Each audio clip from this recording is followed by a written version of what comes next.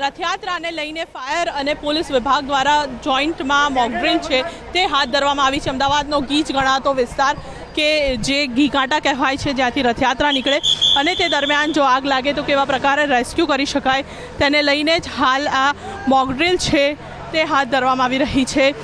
સાથે જો વાત કરીએ તો મોકડ્રીલને લઈને આપણી સાથે ભરત રાઠોડ છે, એસીપી, તેમની સાથે વાત કરીશું। સાહેબ, ખાસ તકેદારીના ભાગરૂપે આ મોકડ્રીલ કરવામાં આવી રહી છે, કઈ કઈ બાબતોનું ધ્યાન રાખવામાં આવ્યું છે?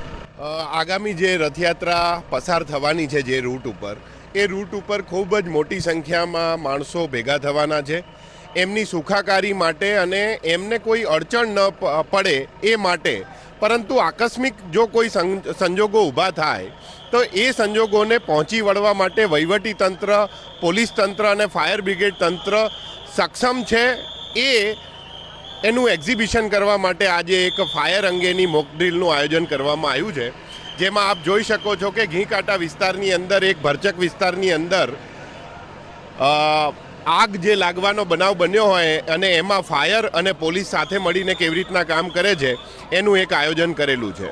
ચોક્કસથી તો જો વાત કરીએ તો ફાયર અને તેની સાથે જ પોલીસ વિભાગ દ્વારા રથયાત્રા દરમિયાન જો કોઈ અનિચ્છનીય બનાવ ન બને તો તેને લઈને કેવા પ્રકારની કામગીરી કરાશે તેની આ સંપૂર્ણ મોકડ્રીલ છે તે હાલ કરવામાં આવી રહી છે। ફાયર વિભાગની ટીમ પહોંચે, સાથે જો આગ લાગે તો જરૂરિયાતના સમયે લોકોને કેવી રીતે રેસ્ક્યુ કરવા અને મેડિકલની સહિતની અલગ અલગ સુવિધાઓ કેવી રીતે પહોંચાડવી તેમજ કેઝ્યુલિટી ન થાય અને તમામ અલગ અલગ બાબતોનું હાલ ધ્યાને રાખવાને લઈને હાલ આ મોકડ્રીલ છે તે અમદાવાદના ઘીકાંટામાં તકેદારીના ભાગરૂપે કરવામાં આવી રહી છે, કારણ કે રથયાત્રાનો પર્વ અને એમાં મોટી સંખ્યામાં લોકો પણ ઉમટતા હોય છે અને ત્યારે લોકોને કોઈ નુકસાન ન પહોંચે તેની તકેદારી છે તે અત્યારથી જ લેવામાં આવી રહી